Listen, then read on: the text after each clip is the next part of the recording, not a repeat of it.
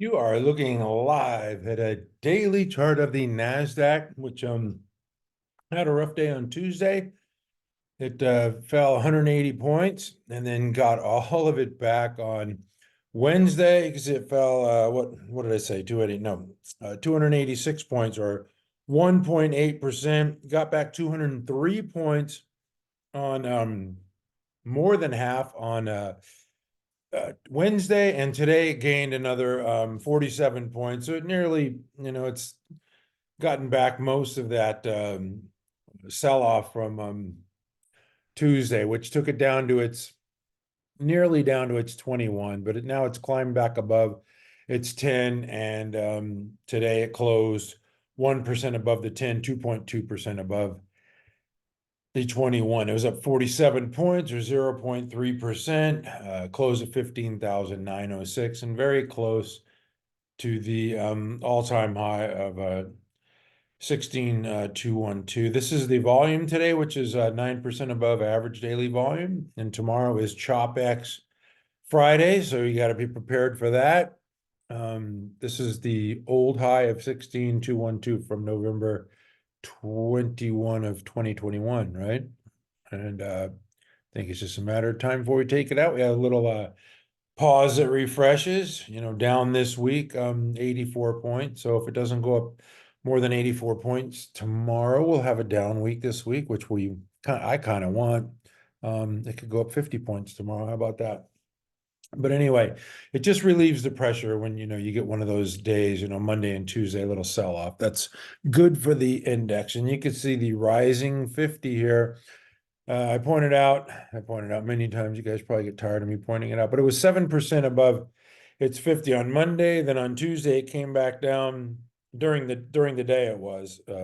It shows there 6.2, but it went up and then closed at the lows. An inverted hammer candle, then followed through to the downside, which was expected, that 1.8% day, then rallied back up over 200 points yesterday. And you could see it's now 5.2% above. It got down to 4.1 above the 50. Now it's 5.2, and today it's 5.3, even though it was up 0.3% because it's a rising 50. So if it just trades sideways, this 50 can catch up to it. And if it wants to be supported by the 21, that's fine too. Anyway, we're in a very strong bull market where, a sell-off is, we get it just about all back in a couple of days, and that's a positive sign. I have to point out that the Russell 2000 is the big winner today. It was up 2.45%. And just taking a look at a longer gander here at this chart, it just shows a big consolidation pattern here where it tested and retested the lows a couple of times in this trade range here and about ready to break out, I believe. That you're looking at, nearly a couple of years of just sideways action here for the Russell 2000. And, people complain that, it's the Mag 7 that's driving everything up, but maybe we spread out. I mean, I've got like 4 pages of new highs today. So maybe, we spread out to the small caps and mid caps. That's the hope anyway. I've got to get to a couple of stocks here. Apple, Warren Buffett, I guess, he sold some of his shares, which is not a positive for Apple. They're up after hours on some news. I've got to get to it. I'll have it tomorrow morning. But this is an avoid for me. Below the moving averages looks terrible. Microsoft, another down day today for Microsoft. Just pull back to the 21, just holding there. It's fine, doing nothing wrong. Meta Platforms, I believe it made another new high today. I checked my new high list, man. There was just a lot of stocks on there. 485.96. Yeah, I made a new high today. Just trying to break out of this shelf type pattern. So Meta looks very good. Amazon, just, got that shelf pattern as well. Traded down to the 10 today. That looks very constructive to me as well. Holding gains, sellers not willing to part with their stock. Google looks a lot worse than Amazon and Meta. Traded down to its 50 today. At least it found support, but it's down 2%. Google just trading sideways really since this made this 139 high. What was that, back last September? Yeah, so hasn't really gone anywhere in like nearly 6 months. Okay, and then we got to get to NVIDIA, which got an upgrade after hours. So I believe it's going to have a strong day tomorrow. Also, we have some earnings coming in. I think will bode well for the semiconductor sector tomorrow. It was down 1.6% today. Looks like it just had an inside day today, a quiet inside day for NVIDIA. They report next Wednesday. And then I've got to get to a couple more semiconductors. One is AMD. I was on the golf course today. I got an alert. AMD hit 180, so I just ignored it. I thought I was going to have a pretty good day today, but it gave it back and just fell 1%. Not a big deal. AMD looks fine. MRVL, this is one that I have on my ready list, and it just will not move off that 21 here. It's just like a little magnet.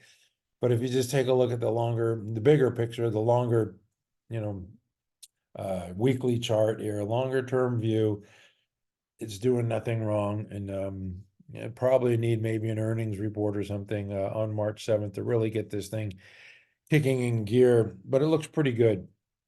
And I have to talk about SMCI, of course, a lot of questions about SMCI, about the gaps. And, you know, you don't, I posted yesterday about Taser, which is one of the model book stocks that went from like, I don't know, 50 cents to $64, you know, split adjusted. But SMCI just keeps ramping higher and higher. It makes people nervous because people know how, you know, these things end. You know, when they go up fast, they come down fast. I'll just say a couple things. One is the volume profile here is just crazy. And they don't have a lot of shares, so it doesn't take much demand for it to move higher. I showed this to you yesterday. I believe 45 million shares in the float. That's it. You know, when it's trading, what, how many did it trade today? You know, 24 million a day. You know, it had the highest daily gain here, which is also concerning to people because it, you know, went up 89 one day and it went up 123 today. But I think the gaps worry people for sure. I know that. But as long as it closes near the high of the day, that's a hammer candle, which is quite bullish. And as long as it doesn't drift back into its gap here, which is 917 today, I think you're good. That gap right there, if it trades below that and starts filling these gaps, that's when you got problems. If it wants to fill a gap here or a gap here, yeah, you gotta, it's adios muchachos for me. But if it can, as what I call gap integrity, if it holds the gap, then I don't see a sell sign here yet. I know when it happens fast. And that's what freaks people out about holding stuff like this. I got to go to Moderna from 2022. I know you guys hate it when I go back and look at history, but this thing gapped up too. What is this in July, I believe? Yeah, it gapped up. The high there was a 261. The next day it gapped up. The low is 270, which you got a $10 gap here in July, and it didn't close the gap until this earnings report back in November. So, you know, it was like 4 months it took to fill the gap, you know, and it could be for SMCI, it could be 4 months, it could be 4 years before it decides to fill a gap. So I wouldn't be too anxious to get rid of it. I mean, you want to sit and hold on winners. And I know it makes people nervous when it gets 30% above its 10 EMA. That's really insane. 135% above its 50. I mean, those are sell signs by, you know, by any metric, but that's what makes it hard. That's what really makes it hard because we're all trained to, you know, that's too hot. It's white hot. It's got to come back in. It's too far above its 50 at 135%. Anything over 100 really is getting too hot. So it's 135% above the 50. And I don't know. Tomorrow's ChopX. Maybe it'll come down. But to me, the number is a 917, the low of today. If it trades below that, it's adios muchachos. And if it stays above it, I mean, um, yeah, I mean, when it falls, it's going to fall hard and fast probably, but you never know. It could just trade sideways along 1,000 here. And got an upgrade today with a price target of 1,040. And people can talk all they want. You can go through the technicals all you want, but man, as long as buyers are buying and there's not much supply and there's a ton of demand, that's all stocks are, is supply and demand. And there's more buyers and sellers here. So you know, that's my take on Supermicro. Anyway, yes, I am holding as my largest position. It's just grown so much. I had to trim some of it. I talked about that yesterday, but you guys don't care about what I own. You just want some, guidance on historical stuff. Maybe look at, the precedent set. I have some other prior ones, but I'm not going to get into it. I'm going to move on because I like Oscar Mayer, all meat wieners. The insurance companies are on fire. This guy reported and ran up 24%. That's a move not to be ignored. I talked about the shelf and Amazon and Meta. This made a little shelf pattern, and you could even call that a little wedge. And then popped today 8%. This thing looks fantastic. I have a video I could share with you. If you just go to YouTube and you dial up Oscar Health, the CEO's talking about their business model, how it changed. There's a new CEO, and I think this thing could go a lot higher. I'm just going to leave it there. And there's your weekly chart. Really like the new CEO, and they're delivering the goods here. So that's Oscar. I said Oscar because I wanted to get to Lemonade. This is the one that I'm really interested in buying too. I put this on our ready list because it broke above its downtrending line here yesterday, and then followed through with a 4% move today. So I don't want to be late here. They report earnings on the 27th. You just 7% move yesterday and nearly a 5% move today. Lemonade's starting to move above its moving averages. I like that. Consolidating, trading tight within a base, consolidating, now moving higher with volume. So that I like. If you look at the weekly, you can see this has been like those software stocks that have been selling off. But stocks coming out of these stage one bases can be pretty lucrative, and I'm going to get to more of that here in a minute. But I got to talk about my favorite ticker symbol, BRO, making new highs. This is Insurance Group, man. These stocks are just really killing it. Prudential, killing it. New highs today. Allstate, you're in good hands, baby. Just trending higher on the 10. I mean, these things look great.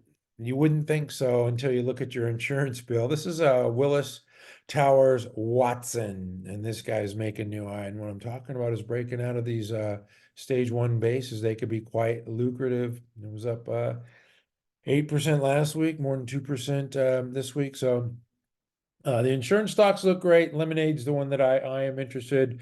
Brendan brought that to me on YouTube. So thank you, Brendan. I appreciate that. I appreciate all feedback, good or bad. If you hate my guts, it's okay. You don't hurt my feelings. Anyway, I'm going to move on. Software names, ESTC, Elastic. We've had this on our ready list. I mean, it gapped higher back last summer, last September, was September 1st. Yeah. And then December 1st, it gapped December 1st, Marty. Please go to December 1st, you moron. There it is. $29 or 37% formed this flat base pattern. Now it's pushing away from the flat base. It came back on Tuesday on that sell-off, and that's why I say sometimes sell-offs are good. You embrace the sell-offs, but we buy the bounces. We don't buy the dips, and it bounced yesterday and again today. Nice 4% move today. Yesterday it was up 3%. So nice action there with Elastic. It's extended now. If you didn't get it, it's you're late to the party. It's either you're early or you're late. If you're not early, you're late. So that's Elastic.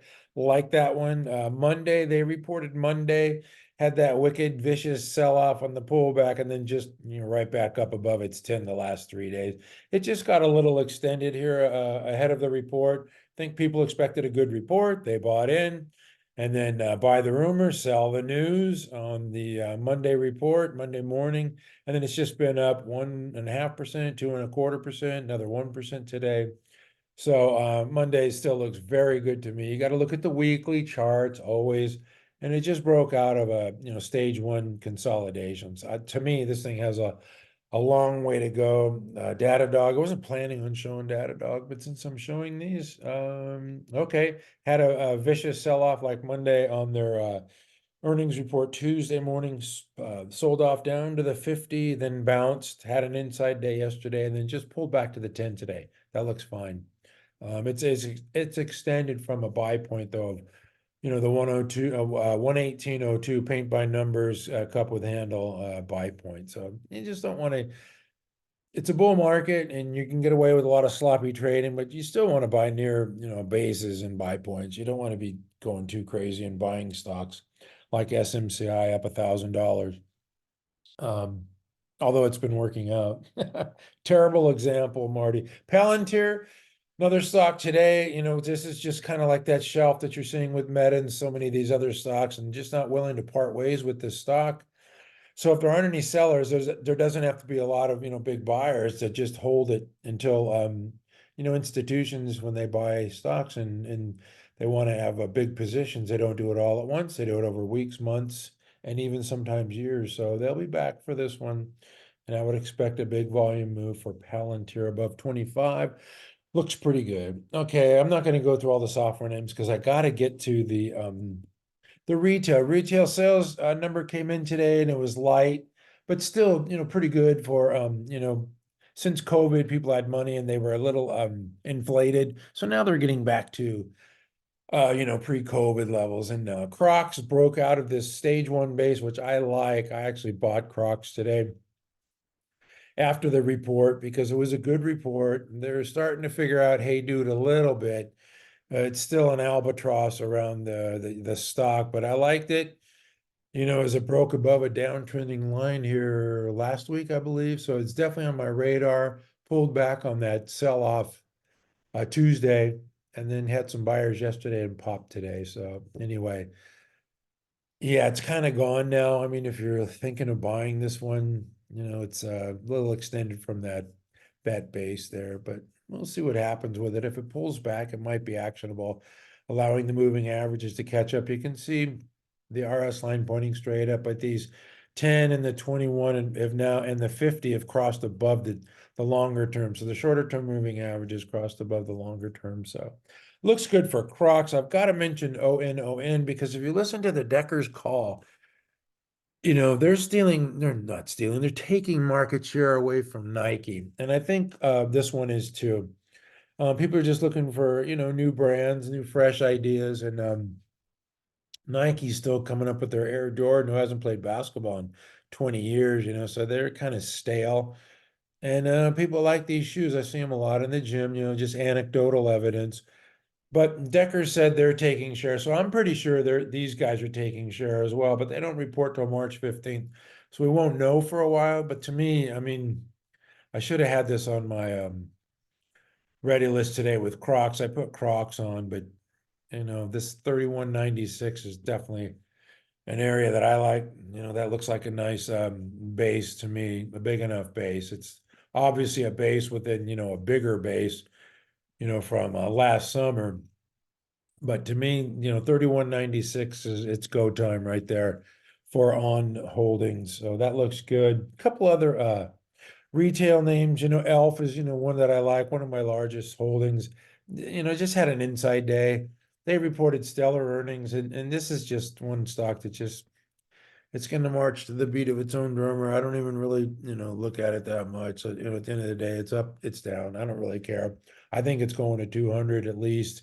It's going to do it on its own time though. So, no sell signs there, just higher lows, higher highs. So ELF looks fine. Abercrombie and Fitch, when I talk about retail, I have to go to this one. This is went from 21 to 119. I think I put it on our leading stock list there around 55. It's more than a two bagger here. Since September, just a phenomenal stock, and it's got the Hollister and Gilly Hicks brands, and I don't know, the kids are buying these things, so you don't fight the trend. The trend is your friend. So yeah, Abercrombie and Fitch, every time it pulls back, it's a buy. So they don't report till March 6th, which is coming up right around the corner. Celsius, this is another one that I've had on our ready list as it broke above its downtrending line. And, I had it on, I think about 58 or something. But to me, that 62.99 is still, an area of interest, a 62.05, 62.99. So, I'm going to leave this thing on. And that's still like a base within that base. That it hit a low, it tested the low, retested the low, undercut the low, retested the undercut and finally started trading higher. It had a big whale in there selling. I think the whale's gone. They report earnings on March 7th. They're definitely taking market share. And Monster Beverage is the stock that is appreciated the most this century. So do not discount beverage drinks, energy drinks, or I guess this is an energy drink. I don't know if it's considered weight loss or energy. Anyway, definitely a strong stock. I think it is a weight loss, and they're going to get into the energy, Red Bull type of action. Anyway, another retail name that I got to talk about is Shake Shack. They reported earnings today. Massive gap higher, 26% with 590% above average daily volume. That is a move not to be ignored, Dan. In fact, I'm going to take a screenshot of that and post that one on Twitter, baby. Yeah, I like that. That is a massive move out of a base. They're only good out of a base. You can see the big base here. It traded at 80 last summer, and then formed this big cup with handle pattern. Traded sideways, pulled back, shook out some weak hands, and today just blasted higher. Yeah, that looks fantastic. Let's take a look at the weekly here with Shake Shack. Yes, look at that big base. That is textbook stuff right there. I've never been to a Shake Shack, but I like that. I like that stock. I like that chart. And then Wingstop, another place that I've never been to, just keeps making new highs. And so once again, embracing the pullbacks. Whenever you get one, right? Whenever you get one, it bounces, every damn time. Excuse my French, every darn time it bounces on the dip. So you got to embrace dips with Wingstop. Man, 315 now. All right, looks good. Okay, that's enough for the retail. I can get carried away with retail. I didn't even do some of the ones that I really, really like. I'm gonna go to the leisure services stocks. This is Netflix, obviously, leisure at home, Netflix and chill, baby. Another gap higher formed this shelf type pattern, like I've shown so many here. It's very similar. And I had this buy point, I think around 575, just in the middle of this shelf. And I think, it could run, I don't know, 50 points, 10% up to I guess 6.25 maybe. Anyway, looks darn good. Netflix. Uber is another stock that making new highs. This is extended from a base. The base is way back here, but it did pull back one time after the breakout, and then it pulled back earlier in the week, and then it had a news. I forget the news item. And well, the Lyft earnings were fantastic, and then I don't know, they had news. Stock buyback, $7 billion stock buyback program, which lifted the stock to a 14% gain yesterday and followed through nearly 3% today.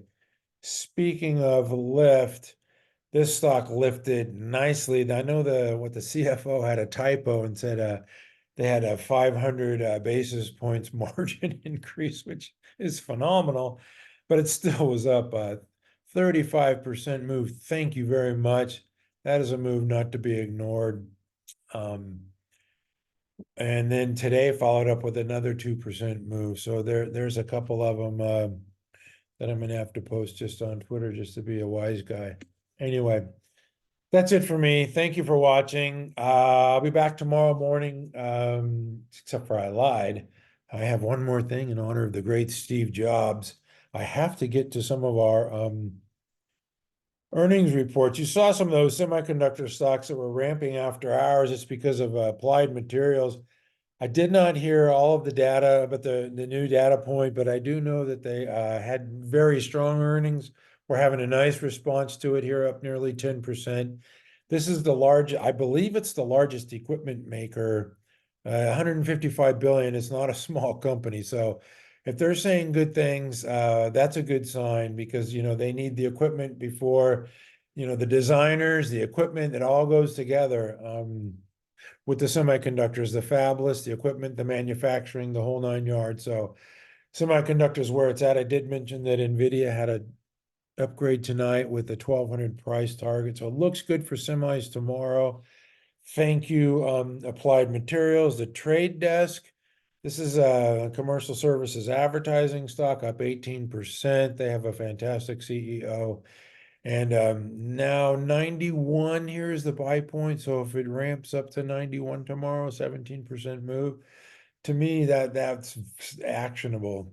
It's very actionable. You could see that it sold off from a way higher price of 114. Had the breakout, it's in a stage 2 uptrend and just basing within the uptrend. So now if it gets back here to this level of sorry about that, 91, I believe that's actionable still, even though it's up 17%. You think, my gosh, I'm chasing this stock. No, you're not. It's still within the base. Anyway, enough of that. Okay, so there's a couple of them after hours that are doing well. TOST, this is the restaurant finance credit card payment. I think they do, I think they're doing other things besides restaurant. I'm just associating it with the restaurant management platform, but I believe they do other things now. Anyway, it was struggling with its 200. It looks like it's up 5% after hours, so maybe it'll crash through its moving average and get above 20 tomorrow. Definitely one that I'm going to keep my eye on. DraftKings reported that there was a strong report. I was reading some of the report, just flat after hours. It's been up a lot. Stocks that are trading in near all-time or new 52-week highs. When they report, sometimes they have some wonky trading for a couple days. Kind of like we saw with our friend Elf. It just kind of flopped around for a week or so. So anyway, Coinbase crushed it. I did read theirs, absolutely crushed all of their metrics. Once again, this is still, within a base. So yeah, tomorrow it's going to trade up 10%, but it's still getting near an actionable area to me. So Trade Desk and Coinbase to me are probably actionable and may appear on our ready list real soon. Friday, I don't like to put on too many new stocks, especially on an OPEX Friday, but Coinbase looks fantastic. So we're seeing some really good reactions here after hours with Coinbase, Trade Desk, Applied Materials, TOST. How about Roku? Oops. Down 13, 14% here. It looks bad. It looks like it's going to undercut, its moving averages here and trade down near and retest that low of the 81.80. So it's not the end of the world if it can hold there around $80. But certainly not something that you want if you are long Roku. Sorry about that, Roku longs. And then DoorDash, another retail internet or kind of leisure services, down 7% after they reported. I'll have more tomorrow morning on these earnings reports. The Coinbase, Applied Materials, TOST, Trade Desk, they look great. DraftKings, a good report. DoorDash and Roku, I don't know. We're going to have to research some more. But anyway, I'll have it tomorrow morning at mcstockcharts.com. And we've been killing it, having some great sessions here, making some good dough, and finding stocks near buy points and not chasing stuff. And at mcstockcharts.com, we never give up.